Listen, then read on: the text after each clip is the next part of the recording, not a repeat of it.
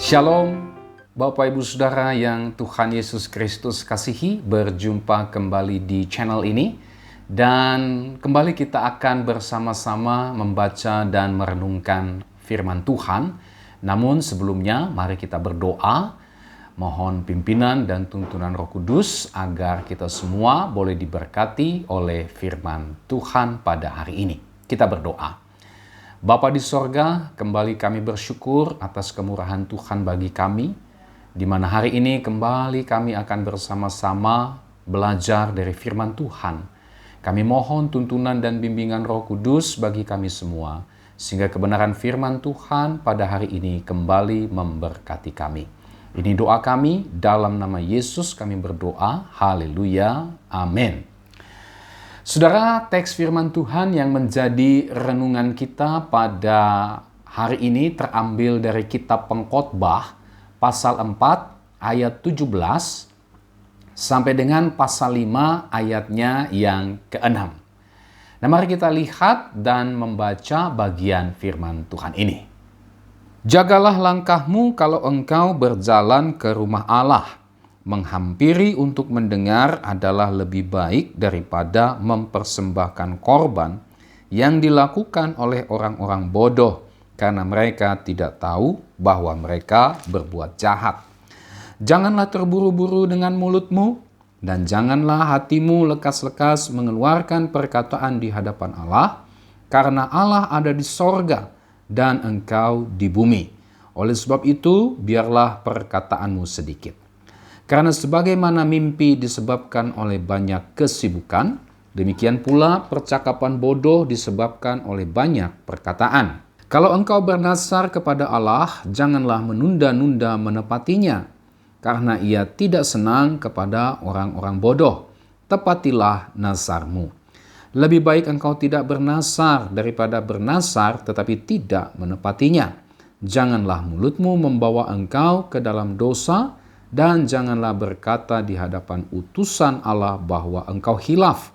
Apakah perlu Allah menjadi murka atas ucapan-ucapanmu dan merusakkan pekerjaan tanganmu? Karena sebagaimana mimpi banyak, demikian juga perkataan sia-sia banyak. Tetapi takutlah akan Allah. Demikian saudara teks firman Tuhan yang menjadi renungan kita pada hari ini. Dan tema firman Tuhan pada hari ini adalah hidup dalam takut akan Allah. Nah, saudara yang Tuhan Yesus Kristus kasihi, setiap orang, setiap kita pasti memiliki rasa takut. Ya, tidak ada seorang pun yang tidak pernah merasa takut. Atau tidak ada seorang pun yang tidak memiliki rasa takut di dalam hidupnya. Ya. Nah, ketakutan ini bisa bermacam-macam, saudara. Misalnya, ada orang yang takut dengan ketinggian. Ada orang yang takut dengan gelap. Ada orang yang takut kalau misalnya sendirian di rumah. Ada orang yang takut terhadap binatang-binatang tertentu. Ada juga orang yang takut terhadap benda-benda tertentu. Ya. Ada orang atau umumnya kita mungkin takut kehilangan. Entah itu kehilangan orang yang kita cintai, kehilangan orang yang kita kasihi, atau ada juga orang yang takut kehilangan benda-benda berharga yang dia miliki dan sebagainya dan sebagainya. Ya. Jadi inilah berbagai macam ketakutan yang ada pada diri manusia. Intinya adalah setiap manusia memiliki rasa takut di dalam dirinya. Lalu bagaimana saudara dengan takut akan Allah? Firman Tuhan hari ini berbicara tentang takutlah akan Allah. Bicara tentang hidup dalam takut akan Allah. Ya. Pertanyaannya adalah, apakah takut akan Allah itu sama seperti ketakutan yang dialami oleh kita manusia pada umumnya? Ya. Apakah ketakutan-ketakutan yang tadi sudah saya sampaikan itu sama pengertiannya, sama maksudnya dengan takut akan Allah? Tentu saja tidak, ya. Takut akan Allah ini berbeda dengan ketakutan-ketakutan yang tadi sudah saya sampaikan, ya. Takut akan Allah Apa itu takut akan Allah? Saudara, takut akan Allah inilah yang disebut dengan ketakutan yang kudus. Inilah ketakutan yang suci, berbeda dengan ketakutan-ketakutan yang lain, ya, yang tadi saya sudah sebutkan. Takut akan Allah ini adalah sebuah ketakutan yang kudus, sebuah ketakutan yang suci, yang harus dimiliki, yang sebenarnya harus ada pada diri setiap orang-orang yang mengasihi Tuhan. Nah, takut akan Allah ini sesuatu hal yang berkenan kepada Allah, saudara ya. Berbeda dengan takut-takut yang lain. Takut akan Allah adalah sebuah ketakutan yang kudus, sebuah ketakutan yang suci, yang harus dimiliki, yang seharusnya ada dalam kehidupan orang-orang yang percaya. Dan takut akan Allah ini adalah hal yang berkenan kepada Allah, ya. Nah, saudara yang Tuhan Yesus Kristus kasihi, lalu apa itu takut akan Allah? Ya. Nah, secara sederhana takut akan Allah ini adalah sebuah sikap hormat terhadap Allah. Takut akan Allah ini berbicara tentang sikap hormat, segan, gentar terhadap Allah. Ya. Jadi takut akan Allah ini adalah merupakan sebuah sikap, tindakan, perilaku kita yang menghormati Allah. Ya. Kita tidak mau main-main dengan Allah. Kita hidup dalam penuh penghormatan kepada Allah. Nah, saudara yang Tuhan Yesus Kristus kasihi, takut akan Allah ini merupakan sebuah sikap hormat terhadap Allah, ya. Dan ini lahir, sikap takut akan Allah ini lahir dari pengenalan akan Allah yang benar. Ya, sekali lagi, takut akan Allah ini lahir, ini bisa terjadi, ini merupakan akibat dari adanya pengenalan akan Allah yang benar. Nah, berbicara tentang pengenalan akan Allah yang benar, pengenalan akan Allah yang benar ini bukan hanya sekedar pengenalan secara kognitif atau pengenalan yang hanya sekedar memiliki pengetahuan tentang Allah saja. Tidak, saudara ya. Mengenal Allah bukan hanya sekedar kita memiliki pengetahuan tentang siapa Allah. Tetapi pengenalan akan Allah ini juga berbicara tentang memiliki relasi, memiliki hubungan dengan Allah sendiri. Ya. Jadi inilah bicara tentang pengenalan akan Allah. Seseorang yang bukan hanya memiliki pengertian, pengetahuan tentang Allah, tetapi juga memiliki relasi dengan Allah. Mengalami sendiri bagaimana kehidupan bersama dengan Allah. Merasakan bagaimana kehadiran Allah, persekutuan dengan Allah di dalam kehidupannya setiap hari. Jadi bukan hanya sekedar pengetahuan. Ya, saya tahu siapa Presiden Jokowi, itulah Presiden Republik Indonesia. Saya bisa memperoleh pengetahuan tentang siapa Bapak Presiden Jokowi melalui internet, ya, melalui berbagai macam informasi yang bisa saya dapatkan di berbagai media-media yang ada. Saya tahu siapa Presiden Republik Indonesia. Saya tahu siapa Bapak Jokowi ini. Tetapi saya tidak mengenal Bapak Presiden Jokowi. Kenapa? Karena saya tidak memiliki relasi yang intim. Berbeda misalnya dengan istrinya Bapak Presiden Jokowi. Berbeda dengan anak-anaknya Bapak Presiden Jokowi. Mereka bukan hanya tahu siapa Bapak Jokowi, tetapi mereka memiliki relasi. Mereka mempunyai hubungan yang intim dengan Bapak Jokowi. Nah, ini juga bicara tentang pengenalan akan Allah. Bukan hanya saudara dan saya tahu siapa itu Allah. Bukan hanya saudara dan saya tahu Yesus mati untuk saya. Yesus menebus dosa-dosa saya. Tetapi pengenalan akan Allah juga berbicara, apakah kamu sudah ditebus oleh Tuhan? Apakah kamu sudah diselamatkan oleh Tuhan? Apakah kamu sudah dibebaskan dari cengkraman kuasa dosa, dari cengkraman kuasa iblis, dari kutuk maut? Apakah kamu sudah betul-betul menjadi anak-anak Allah? Ini bicara tentang relasi dengan Allah. Ya. Ada banyak orang yang memiliki pengetahuan tentang siapa Yesus, siapa Allah, tetapi tidak memiliki relasi dengan Allah sendiri. Jadi orang yang takut akan Allah adalah orang yang memiliki pengenalan yang benar akan Allah. Ya. Itulah sebabnya saudara, orang yang tidak mengenal Allah tidak mungkin takut akan Allah. Ya. Dalam bahasa Alkitab disebut sebagai orang fasik. Ya. Orang yang tidak memiliki pengenalan akan Allah, dia tidak mungkin takut akan Allah. Ya, mereka tidak punya relasi dengan Allah. Mereka tidak punya persekutuan dengan Allah. Ya, mereka tahu Yesus itu mati bagi dirinya. Mereka tahu bahwa Yesus itu menebus dosa-dosanya, tetapi belum merasakan penebusan itu secara pribadi dalam hidupnya. Itu sebabnya Tuhan Yesus pernah berkata dalam Injil Matius pasalnya yang ke-7. Bukan setiap orang yang berseru kepadaku Tuhan, Tuhan akan masuk ke dalam kerajaan Allah. Melainkan mereka yang melakukan kehendak Bapa-Ku yang di sorga.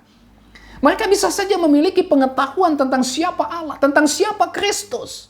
Tetapi mereka tidak memiliki relasi dengan Allah. Ya, itu sebabnya Yesus berkata, bukan setiap orang yang berseru kepadaku Tuhan, Tuhan akan masuk ke dalam kerajaan sorga.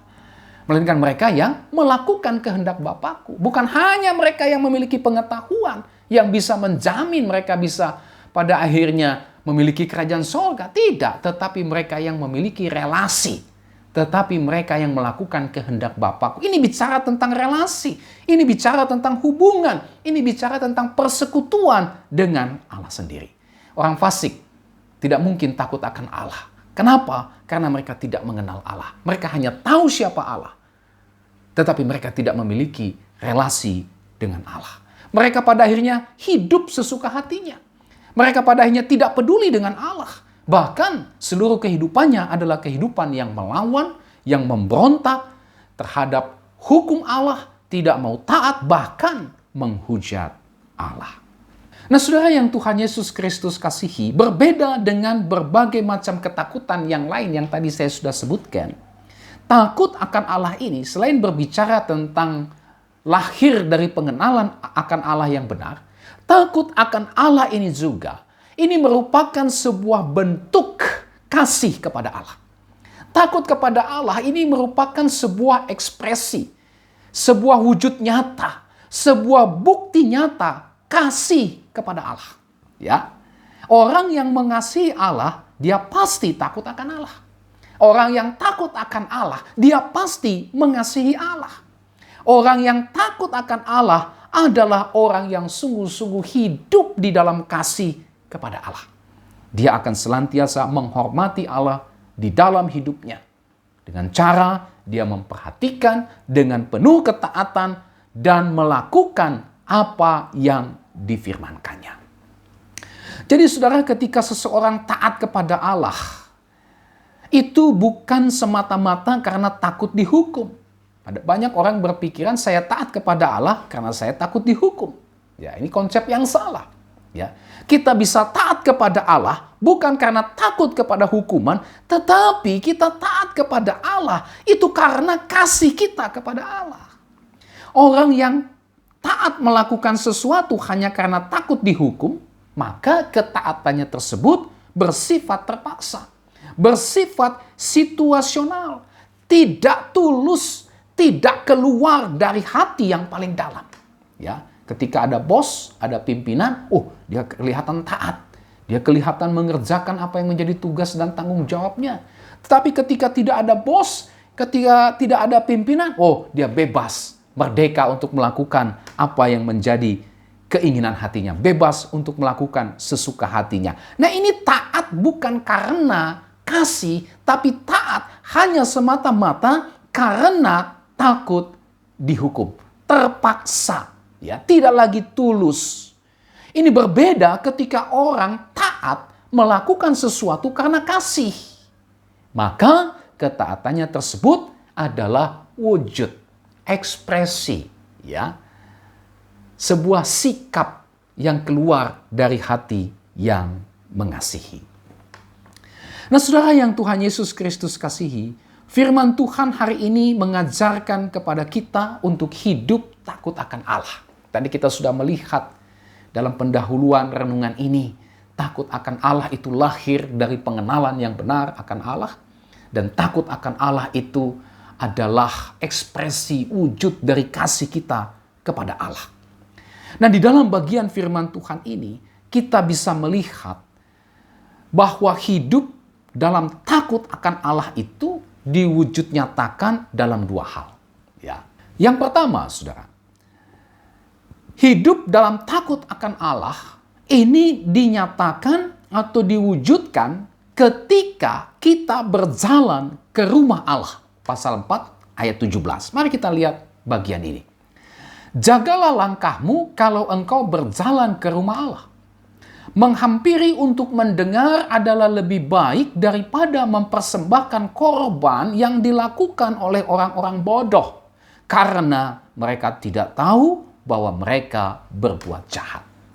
Saya mengajak kita untuk melihat bagian atau kalimat yang mengatakan, jagalah langkahmu kalau engkau berjalan ke rumah Allah. Ya, jagalah langkahmu.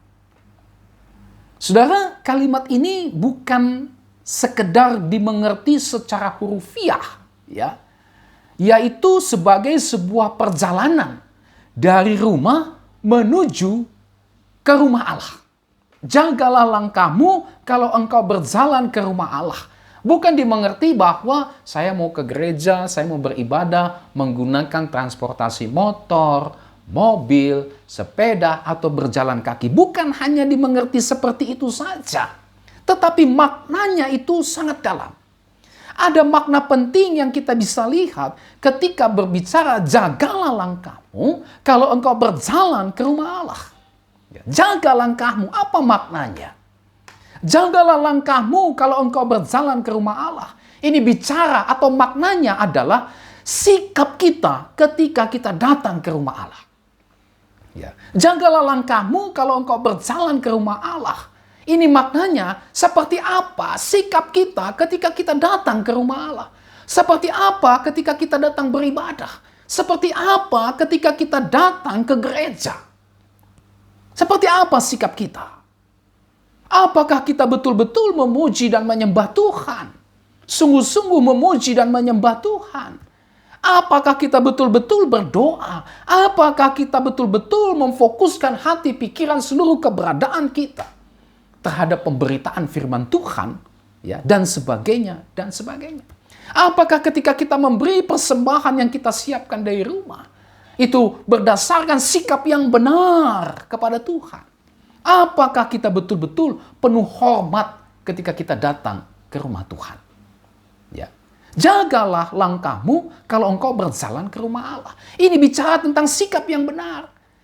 Ini bicara tentang seperti apa sikap kita ketika kita datang ke rumah Allah. Ya. Apakah ketika kita datang ke gereja beribadah, waktu disuruh berdoa, kita berdoa, tapi kita sibuk dengan handphone kita. Kita sibuk ngobrol. Kita tidak fokus. Kita mengamati apa yang menjadi kekurangan-kekurangan di gereja. Kita mengamati orang-orang yang mungkin kita lihat ada sesuatu yang menarik perhatian kita. Sehingga kita tidak lagi bersikap benar ketika kita datang ke rumah Allah. Jagalah langkahmu. Artinya, perhatikan sikapmu kalau engkau sedang menghampiri Allah. Jaga sikapmu kalau engkau sedang menghampiri Allah. Engkau bukan sedang menghampiri satu pribadi yang biasa. Engkau bukan sekedar menghampiri pribadi yang remeh. Engkau sedang menghampiri raja segala raja. Engkau sedang menghampiri penguasa semesta ini. Engkau sedang menghampiri pencipta segala sesuatu. Engkau sedang menghampiri satu pribadi yang telah memberi engkau kehidupan, yang telah memberi engkau nafas, yang telah memberi engkau pekerjaan, yang telah memberikan engkau berbagai macam hal yang ada pada dirimu. Engkau sedang menghadapi pribadi yang seperti itu. Engkau sedang menghadapi seorang juru selamat, seorang penebus yang sudah menebus dan menyelamatkan engkau. Seperti apa sikapmu ketika engkau berjalan menghadap dia? Ya. Orang ketika berhadapan dengan presiden saja, sikapnya nggak main-main, bukan? Orang ketika berhadapan dengan satu sosok, satu figur, satu orang, satu pribadi yang disegani, yang dihormati, sikap kita pasti tidak akan main-main, bukan? Nah, ini bicara tentang menghadap Allah. Ini bicara tentang datang untuk bersekutu dengan Allah, beribadah kepada Allah. Seperti apa sikap kita? Hari ini firman Tuhan mengingatkan kita.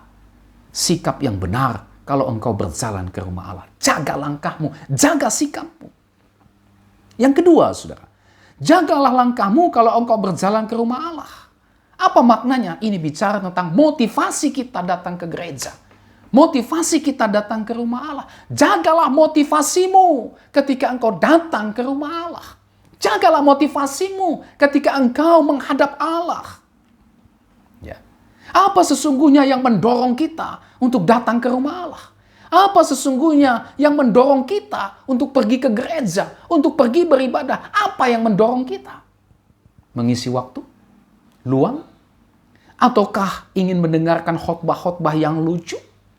Ingin mendengarkan khotbah-khotbah yang menyenangkan telinga kita?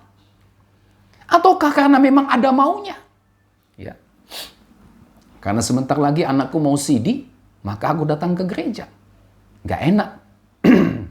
Ya. Anakku mau CD, tapi aku sebagai orang tua gak datang ke gereja. Nanti apa kata orang? Anaknya mau CD, kok bapaknya gak pernah datang ke gereja? Ada maunya. Apa yang mendorong kita untuk datang ke rumah Allah? Oh, karena saya mau menikah. Ya, gak enak nanti dipanggil pasangan yang akan menikah, silakan berdiri, saya gak hadir. Gak enak. Ya, ada maunya. Dan sebagainya, dan sebagainya. Apakah yang mendorong kita untuk datang ke rumah Allah? Apakah karena ada maunya? Ya, atau memang karena seperti pemazmur katakan, seperti rusa yang merindukan air, demikianlah jiwaku merindukan Engkau, ya Allah. Jadi jagalah langkahmu kalau engkau berjalan ke rumah Allah. Maknanya adalah jaga motivasimu. Perhatikan motivasimu, murnikan motivasimu. Karena engkau sedang menghadap satu pribadi yang tahu isi hatimu, yang tahu apa motivasimu. Ya. Orang mungkin tidak tahu motivasi kita, tapi Dia yang maha melihat, Dia yang maha tahu apa yang menjadi motivasi kita ketika kita datang menghampiri Dia. Ya. Itu sebabnya Tuhan Yesus pernah berkata, bangsa ini memuliakan aku dengan bibirnya, tapi hatinya menjauh daripadaku. Ya. Orang mungkin melihat, oh bibirnya memuji Tuhan. Orang melihat, oh dia sepertinya sungguh-sungguh memuji Tuhan. Tetapi Tuhan yang maha tahu. Dia tahu hati kita. Dia berkata, bangsa ini memuliakan aku dengan bibirnya, tapi hatinya jauh daripada aku. Motivasinya bukan kepada Dia. Yang ketiga, saudara, jaga langkahmu kalau engkau berjalan ke rumah Allah. Maknanya apa? Ini bicara tentang kesiapan kita datang ke rumah Allah. Ya. Apakah engkau betul-betul sudah sungguh-sungguh mempersiapkan dirimu untuk datang ke rumah Allah? Kalau kita memperhatikan perjanjian lama, bagaimana kita melihat peribadatan, ya, orang Israel yang diatur oleh Allah, ya, mereka harus mencuci pakaiannya, mereka harus mempersiapkan segala sesuatunya, pakaiannya dan segala macamnya untuk menghadap ke rumah Allah. Ya, mereka tahu, mereka tidak mau main-main menghadap ke rumah Allah. Jagalah langkahmu kalau engkau berjalan ke rumah Allah. Ini bicara tentang jaga kesiapan hatimu. Sejauh mana kesiapan kita ketika kita hendak datang ke rumah Allah? Apakah kita sudah menyiapkan hati kita dengan sungguh-sungguh ketika kita datang ke rumah Allah? Ketika kita menghadap Allah, menghampiri Allah. Ya, memang kalau kita ke gereja kita siapkan pakaian yang baik. Waktu kita mau melayani kita siapkan penampilan yang terbaik. Tidak salah. Tetapi ada yang lebih penting daripada itu. Sikap hatimu seperti apa? Kesiapan hatimu seperti apa? Apakah ketika kita sedang menghadap Allah, kita mempersiapkan diri kita? Ketika kita sedang melayani di rumah Allah, apakah kita sudah siapkan pelayanan kita itu dengan sungguh-sungguh? Ketika kita ingin memberikan persembahan kita kepada Tuhan, apakah persembahan itu betul-betul sebuah persembahan yang lahir dari kesiapan kita untuk kita berikan kepada Tuhan? Jagalah langkahmu kalau engkau berjalan ke rumah Allah. Ya. Yang berikut, saudara. Yang keempat, jagalah langkahmu kalau engkau berjalan ke rumah Allah. Ini maknanya bicara tentang tujuan kita datang ke rumah Allah. Apa sesungguhnya tujuan kita datang ke rumah Allah? Ya. Apa tujuan kita? Perhatikan tujuanmu kalau engkau datang ke rumah Allah, kalau engkau menghadap Allah. Apa tujuanmu? Apakah hanya untuk mengisi waktu luang? Tujuan saya datang ke rumah Allah hanya karena supaya dilihat orang rajin beribadah. Nggak enak kalau hari Minggu itu ke gereja. Gak enak kalau hari Minggu itu kalau nggak ke gereja dilihat orang. Nanti apa kata orang? Ih, orang Kristen kok tidak ke gereja? Ya udahlah, untuk menghindari omongan orang yang negatif tersebut, maka saya pergi ke gereja. Ya. Supaya tidak dipergunjingkan orang. Apa tujuanmu datang ke rumah Allah? Cari jodoh. Kesempatan ini.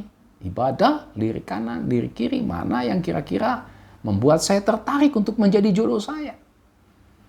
Ya. Datang ke rumah Allah untuk apa? Cari kejelekan orang-orang. Ih, si A kok penampilannya begitu? Kenapa ini horden gereja kok begini? Itu pendeta kok dasinya bengkok-bengkok. Ini kenapa gereja ini tidak bersih? Ini kenapa? Ini kenapa orang itu kok begitu? Mencari kejelek-jelekan orang lain. Ya. Apa tujuanmu datang ke rumah Allah? Cari pujian manusia? Hari ini saya mau tampil. Saya harus mempersiapkan diri. Oh, pakaian saya harus begini. Ya.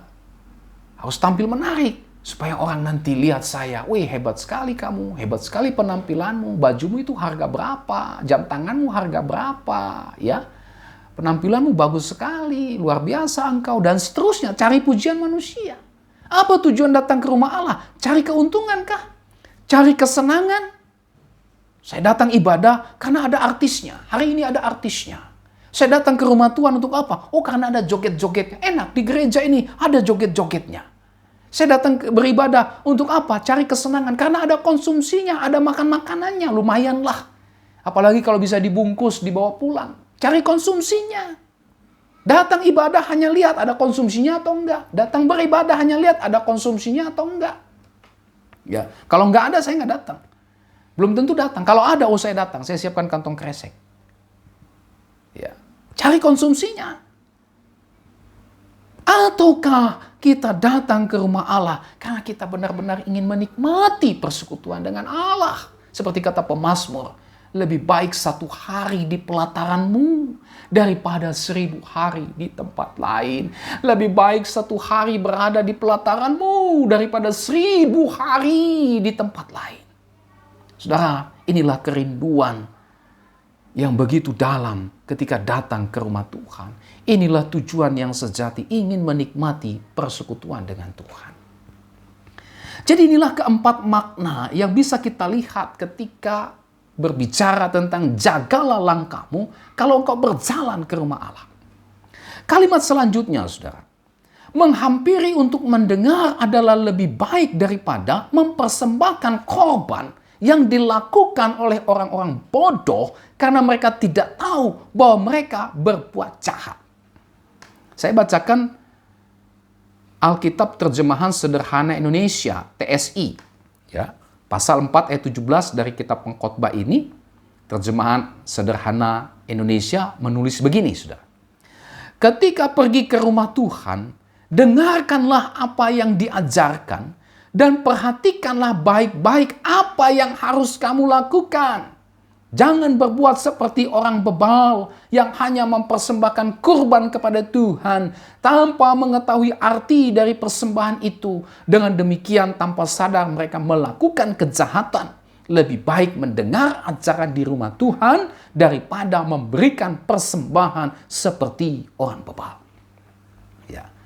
Inilah sikap, motivasi, tujuan yang benar ketika kita datang ke rumah Tuhan. Ya. Alkitab mengatakan menghampiri untuk mendengar lebih baik daripada mempersembahkan korban yang dilakukan oleh orang-orang bodoh. Waktu engkau pergi ke rumah Tuhan, dengarkan apa yang diajarkan, dengarkan, beri telinga, simak baik-baik, perhatikan baik-baik apa yang harus kamu lakukan. Terima firman Tuhan itu. Perhatikan baik-baik apa yang Tuhan mau untuk aku lakukan dalam kehidupanku. Apa yang Tuhan kehendaki. Mungkin Tuhan bicara supaya kita melepaskan diri dari ikatan-ikatan dosa. Perhatikan, dengarkan, dan lakukan. Ya. Mungkin Tuhan menasihati kita melalui firman-Nya untuk berpegang teguh kepada Dia dan bukan berpegang kepada yang lain. Perhatikan itu dan lakukan. Ya. Jangan seperti orang bodoh. Datang beribadah hanya memberi persembahan saja dan berpikir Tuhan berkenan kepada persembahannya meskipun hatinya tidak tertuju kepada Tuhan. Orang bodoh. Ya, dia pikir dengan persembahannya itu dia bisa menyogok Allah. Dia pikir dengan persembahannya itu Tuhan pada akhirnya bisa kompromi, bisa memaklumi dosa-dosanya. Tidak. Ya, itu sebabnya pengkhotbah katakan seperti mempersembahkan korban yang dilakukan oleh orang-orang bodoh karena mereka tidak tahu bahwa mereka berbuat jahat. Ya. Jadi inilah sikap, motivasi, tujuan yang benar ketika kita datang ke rumah Tuhan. Itulah untuk mendengarkan firman Tuhan dengan sungguh-sungguh dan melakukannya dengan sungguh-sungguh di dalam kehidupan kita setiap hari.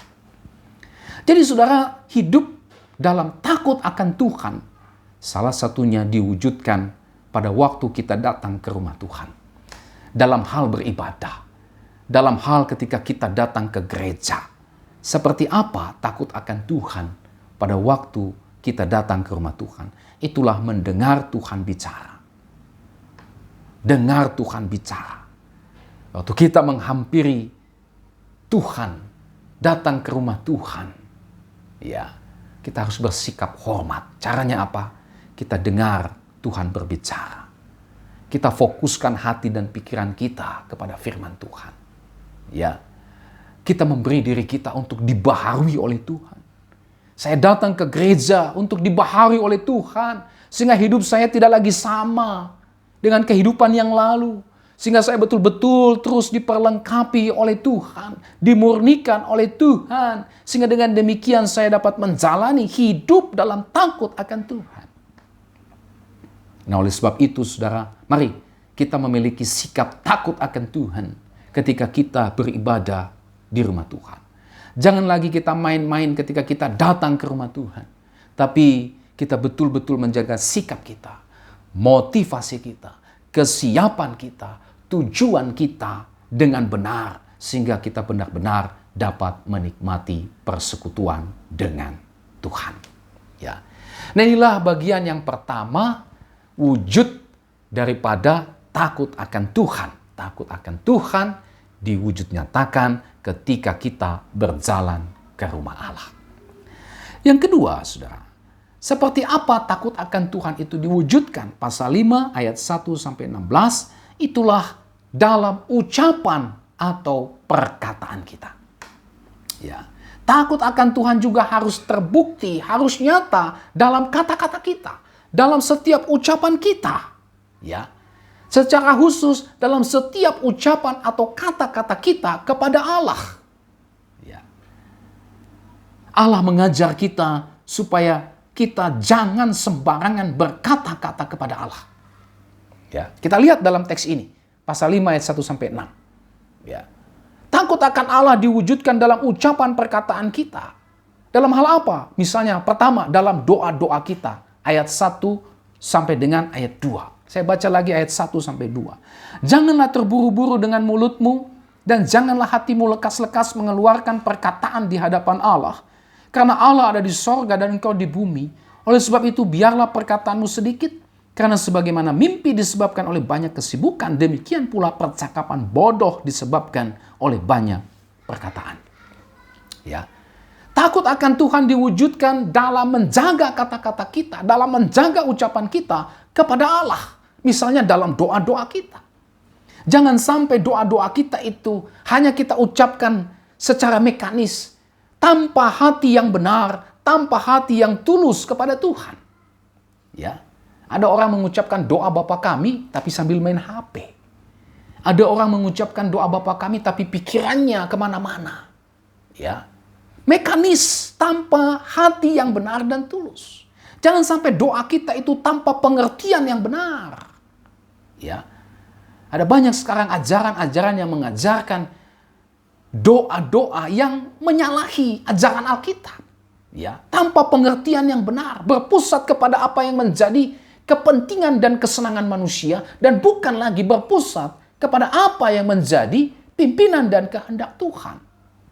Ya, banyak sekarang ajaran yang mengajarkan doa yang bermuara, bersumber dari kepentingan manusia dan bukan lagi berdasarkan kehendak Allah. Ya. Berdoa, jangan bertele-tele. Nah, saudara, doa-doa yang demikian, bertele-tele tanpa pengertian yang benar, doa yang diucapkan tanpa hati yang benar dan tulus, ini adalah doa-doa yang tidak menghormati Allah. Oleh sebab itu, jaga ucapan kita sebagai wujud takut akan Allah kepada Tuhan, termasuk juga dalam doa-doa kita. Oleh sebab itu kita berdoa bukan asbun, saudara. Kita berdoa perlu melibatkan hati ketulusan kita. Perlu melibatkan juga pengertian kita. Ya, sehingga doa kita ini pada akhirnya berkenan kepada Tuhan. Yang berikut, saudara, dalam mengucapkan janji atau sumpah. Ya, ayat 1 sampai dengan ayat 2, jangan engkau tergesa-gesa mengeluarkan kata-kata di hadapan Allah. Ini bicara juga, jangan engkau tergesa-gesa mengucapkan janji atau sumpah, apalagi mengatasnamakan Tuhan. Ya, mengucapkan janji atau sumpah di hadapan Tuhan. Misalnya, para pejabat sebelum menjabat atau pada saat dilantik, ya, disumpah kan di atas kitab suci. Angkat tangan lalu berkata, saya berjanji demi Allah bahwa saya akan menjalankan kewajiban-kewajiban saya. Tapi apa yang terjadi? Korupsi. Ya, korupsi. Ini hati-hati. Karena engkau memakai nama Allah di situ. Nama Allah sedang kau permainkan. Nama Allah sedang engkau cemarkan dengan janji dan sumpah jabatanmu yang tidak konsisten. Ya. Termasuk juga dalam janji atau sumpah pernikahan. Saya akan setia mendampingi engkau di hadapan Allah dan jemaatnya sampai ajal memisahkan. Selingkuh. Kok bercerai. Lalu melakukan pembenaran-pembenaran dengan perceraiannya. Padahal jelas-jelas berselingkuh. Jelas-jelas mengumbar hawa nafsu. Mengkhianati janji sumpah pernikahan. Menggunakan nama Tuhan lagi. Ya. Atau janji dan sumpah dalam pelayanan gereja. Saya berjanji di hadapan Tuhan dan jemaatnya bahwa saya akan melayani pekerjaan Tuhan di tempat ini. Dengan apa yang ada pada saya. Tapi pada akhirnya justru tidak setia. Pada akhirnya tidak sungguh-sungguh mempersiapkan pelayanan. Pada akhirnya asal jadi saja. Atau meninggalkan pelayanan. Hanya sebatas janji atau sumpah. Nah, firman Tuhan memberi peringatan supaya kita hati-hati dengan ucapan kata-kata kita berupa janji dan sumpah. Ya. Termasuk juga saudara yang ketiga ini dalam kehidupan praktis setiap hari. Ya, jangan pikir kita merasakan kehadiran Allah hanya pada waktu beribadah di gereja saja. Tetapi dalam kehidupan praktis kita, kita juga harus menjaga kata-kata kita. Ya, Allah hadir dalam setiap bidang kehidupan kita. Bukan hanya di gereja kita mengatakan mengawasi, berjaga-jaga dengan kata-kata kita. Bukan hanya kita berjaga-jaga supaya tidak sembarangan berdoa dengan kata-kata kita. Bukan hanya kita harus berhati-hati ketika mengucapkan janji atau sumpah. Termasuk juga dalam kehidupan praktis kita setiap hari. Kita harus berhati-hati dengan kata-kata kita. Supaya kita tidak menyebut nama Tuhan dengan sembarangan. Ya, ada banyak orang memakai nama Tuhan untuk lelucon. Bahkan ada banyak orang juga yang mengucapkan nama Tuhan secara latah. Bahkan ada juga orang yang mengutuki, memaki orang dengan memakai nama Tuhan. Menyumpahi diri dengan memakai nama Tuhan. Ya, apalagi sampai menutupi kebohongannya. Betul, saya sumpah demi Tuhan, saya tidak melakukannya.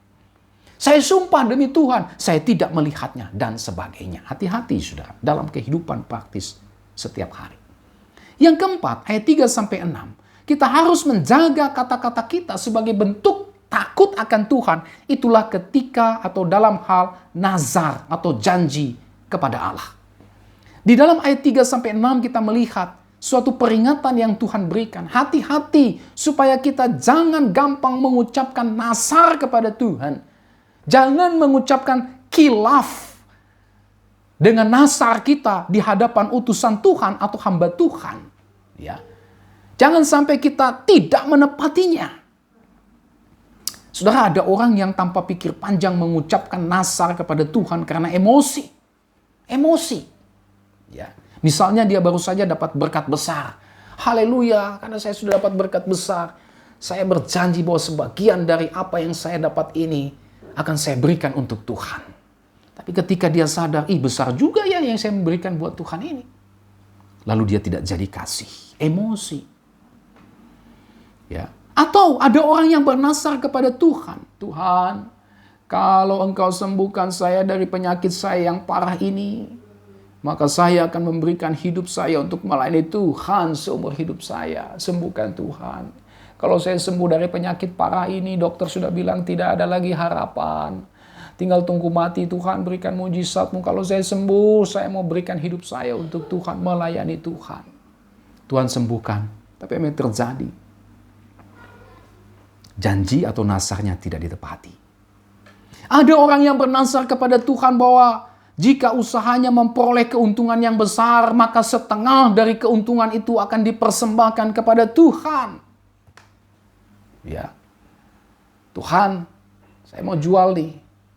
Ya, entah tanah saya atau usaha saya dapat saya keuntungan yang besar, maka sebagian hasilnya ini akan saya berikan untuk Tuhan. Ya, ini kasusnya sama seperti Ananias dan Safira yang dicatat di dalam Kisah Rasul 5 ayat 1-11.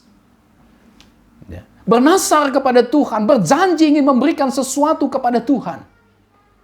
Ya. Ananias dan Safira berbicara kepada Tuhan, berbicara di hadapan Rasul, di hadapan hamba-hamba Tuhan. Doakan supaya tanah ini laku dijual, dan kalau dijual, seluruh hasil penjualan ini akan diberikan untuk pekerjaan Tuhan. Laku sudah.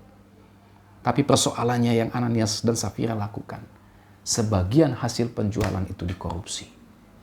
Ya, misalnya tanahnya laku 5 miliar. Tapi mereka mengaku di hadapan Rasul, di hadapan hamba Tuhan. Laku berapa? 2,5 miliar, Pak Petrus. Ya, mungkin dia bicara kepada Rasul Petrus. Ya, padahal lakunya 5 miliar. Tapi dia tipu hamba Tuhan. Sehingga dia katakan, yang laku 2,5 miliar. 2,5-nya mereka simpan diam-diam. Ya, Petrus bilang apa? Kamu bukan mendustai manusia. Kamu mendustai Roh Kudus. Dan ketika Rasul Petrus berkata begitu, Ananias dan Safira mati. Ya. Saudara, firman Tuhan hari ini memperingatkan kepada kita, jangan main-main dengan kata-kata kita. Secara khusus ketika kita mengucapkan janji atau nasar kepada Tuhan. Ya. Firman Tuhan hari ini memperingatkan kepada kita supaya jangan sampai kita mengucapkan nasar kepada Tuhan tapi menunda-nunda untuk menepatinya. Apalagi sampai tidak menepatinya. Firman Tuhan mengajar kita bahwa kalau kita mengucapkan nasar kepada Tuhan, kita harus menepatinya. Mengapa? Karena hanya orang bodohlah yang menunda-nunda atau tidak menepati nasarnya kepada Tuhan. Allah menyebut orang yang mudah bernasar kepada Tuhan tetapi tidak menepati. Allah menyebut orang itu sebagai orang bodoh. Bahkan ada peringatan yang lebih keras di dalam ayat 5. Mari kita baca ayat 5. Janganlah mulut membawa engkau ke dalam dosa dan janganlah berkata di hadapan utusan Allah bahwa engkau khilaf.